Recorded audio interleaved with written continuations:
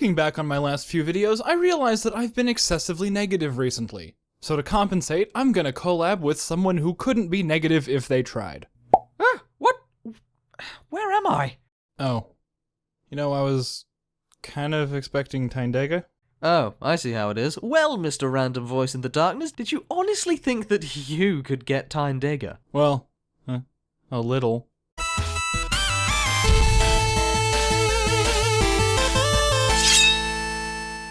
Well, there, has to be some reason the collab put us together. Hang on, let me check the script. Is that good? Yeah, you'll fix it in post? Oh, that's right, you What do you are mean I'm the way one too editing this? negative. Ugh, fine, but we're playing by my rules and we're reviewing the Flim Flam episode. But I already did that. Tough, we're doing it again and we're doing it better. Unlike this review, the episode doesn't waste time at the beginning. It's a map episode, so we all know the deal by now. Get in, glow ass, get out. And promptly Applejack and Fluttershy are greeted by not Flim or Flam, but instead their retarded third brother who came out late. Wait, who? Oh, you mean Flom. Yes, that's right, Flom, whose special talent appears to be exposition. In this case, expositing the guy who has his own golden statue in the middle of the entry plaza. At least Gladmane recognized the savers of the goddamn country, which is something actually worth appreciating. It's been, 5.5 seasons, and this is the first person to actually recognize them immediately? You know who we are? Yeah, I know, it's almost enough to make you forget he's quite obviously the villain. Well, at least it's not as bad as Scarf Guy. At least he was lampshaded. You could say Rarity Investigates was a quest for evidence. She could have accused him at any time. Applejack, on the other hand, is very quick to accuse Flim and Flam of being the cause of the issue. Flim and Flam, fantastically flaunting their fabulous fiction and thinking, easily steals the show for this episode. What? They have some of the most distinguishable voices of the show. Just being in the same room as them triggered a Vietnam flashback. Now, the brothers here are separate because, spoiler alert, Gladmane turns them against each other. Sounds to me like neither of you said those things. But here's the thing. He should have no trouble becoming a big success on his own. Why don't they just break up and work on other things if they're so convinced that they could do it alone? This same question also applies to Fantastique and her manager, and the two animal trainers. Hire away any pony she wants. Not me, of course. My good-for-nothing brother on the other hoof. Even if this somehow keeps them together working for Gladmane, having them constantly undercutting each other would only hurt the bottom line. Unless you consider that Flim and Flam buy the tickets off Gladmane and then sell them to the public for profit. Gladmane gets his cut, and the constant arguing drags down profits for everyone else. Which, of course, makes Gladmane even more of an appealing friend when he helps his employees out of a financial jam with working contracts. But here's another thing. See, if you aren't immediately aware that Gladmane is the antagonist by this point, you might think there's a conflict of interest in solving Flim and Flam's friendship problem, because they do pose a legitimate threat to Gladmane's operation. Two of them together will cheat the hooves right out from under you. Which should put doubt in Applejack's faith in the map. Do you think the map could be on the fritz again?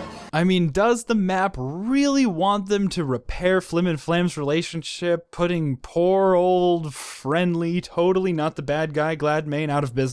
I mean, he is the proclaimed chair pony of friendship after all. Well, for now, let's just assume that there is so much trust between Gladmane and his friends. It doesn't make any sense for him to use the same strategy against the other acts. If the animal trainers fail to decide on a new routine, then eventually everyone in Las Pegasus will see their old routine, thus making them boring and unpopular. Now imagine if they took that same act on tour. Then they wouldn't have to worry about making a new routine because they would always have a fresh face to impress.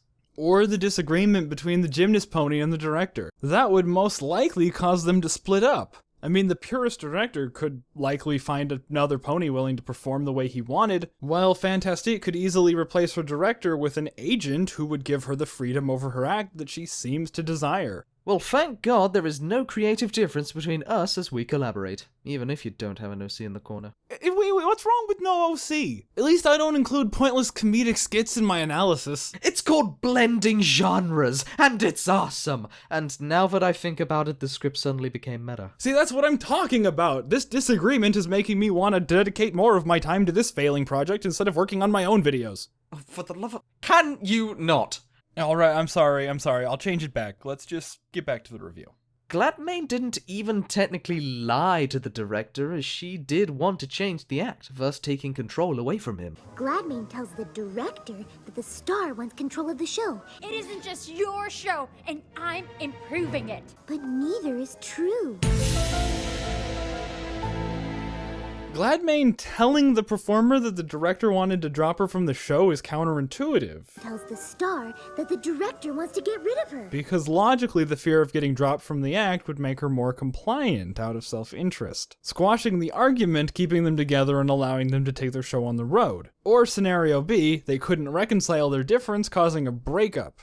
Either way, Gladmane's out of an act. But logic isn't really Mike cart before the pony's Vogel's forte. Moving from one illogical, inept moron to another, Applejack seems to struggle figuring out how to expose a conniving businessman, If only there was a pony who knew how to trick a trickster. completely forgetting the last time she exposed a conniving businessman. If there's one bullet this episode dodged, however, it's that they didn't nerf Flim & Flam's capabilities as con artists. Flam and Flam told us you'd see right through the fake rich pony bit. If Gladmane were indeed smarter than Flim & Flam combined, He's Flam, we're the world-famous Flim Flam Brothers. there would be no point in going through so much trouble to keep them separate in order to stop them from conning him out of his casino. Not that I approve of this aspect of their characters in the first place, I always saw them as more legitimate entrepreneurs in the Super Speedy Cider Squeezy 6000, and preferred them that way. Well, here's the thing. They were always meant to be con artists. For those who don't know, the term flim-flammery is to cheat, swindle, or con. Not exactly genuine business practices. Them being a legitimate business is actually a mistake that I'm going to chop up with all the other problems with the writing in Super Speedy Cider Squeezy 6000. However, this is actually easily fixable. Say you were to rearrange the episode so that Leap of Faith came out before SSC S6K. It would make more sense for Applejack to be conned with the snake oil, while providing some actual reasoning behind her logic for being suspicious when they actually do have a product in Super Speedy Cider Squeezy. It could also show the Con brothers trying to go legit after their questionable past, but at the same time never forgetting what they've learned, all of which culminating into this final episode where they can actually apply their swindling skills for good. Well, relative good anyway. They did inherit the casino just as Gladmane feared they would, They'd be running this place in 2 shakes. and use their non-parlay salesmanship skills to make profit off a big empty room that used to contain magnificent acts that have all since gone on the road after Gladmane got exposed for the hypocrite that he was for using the powers of friendship for evil. Even though it didn't make any sense the way they handled it. Did Fantastique and her director ever come to an agreement on whether or not they should blend the genres or not? Yeah, good question. But getting back to the point, AJ still doesn't seem to approve of what Flim & Flam are doing. Flam and Flam! Despite being completely upfront about the lack of attractions. While you're appreciating this historic venue, totally devoid of performance of any kind, How is it her business what gullible ponies spend their bits on, especially if, unlike in Leap of Faith, nobody runs the risk of getting hurt by this? Well, let's not get ahead of ourselves, we still have most of the third act to cover. Let's talk about this visually dissonant scene. I practically invented the high roller hustle. You're the only ponies to ever figure out the secret to my success. Reflective glass, check. Turning around, check. Literally walking up to the desk with his eyes in their general direction, being able to clearly see what they're doing, check. Yeah, but it's almost too inexcusable, isn't it? I feel like it's a literal mistake on the animator's part. Like somebody just didn't quite get the idea of the scene they were animating. So, that still doesn't excuse it. Yeah, you're right. I was just playing devil's advocate to artificially inflate my positivity stats. Stop it! I mean, look at this bit of world design. Well, it is a little embarrassing. Gladmane claims not to like his golden statue, yet he has it facing his office window. That's the best visual metaphor in the episode. That scene deserves it more than the next one, with AJ and Fluttershy explaining what they just got done doing to the air in front of them. And we never would have found out what Gladmane was doing. Well, I mean, they were both there. What were they doing? At least it's better than the last time AJ was in a map episode. I used to think that to help my community, I had to do something big. If you look around, you'll find there's lots of little ways for you to get involved in changing this place for the better. You showed them that just by doing something small, you can make a big difference. You know, after Pinky Apple Pie, Pony Point of View, and now this, can we just establish that Applejack is not good with maps? Like, she's terrible? Well, I'm pretty sure that wraps up everything. But what about him? Who? You know, him. The true mastermind behind it all.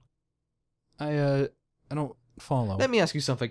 Why is Gladmane so egotistical? Knowingly engaging in an immensely risky move by potentially antagonizing Flim and Flam, two ponies who he himself admits could be running the place. Why, if they ever did work together, they'd be running this place in 2 shakes. Completely destroying his empire if they're kept together. But hold on, if that were the case, it would be riskier to not turn them against each other, right? Ah, but you're missing the point.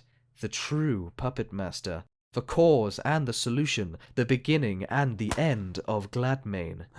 It was Flom. Oh my god. All along. He's the hype man.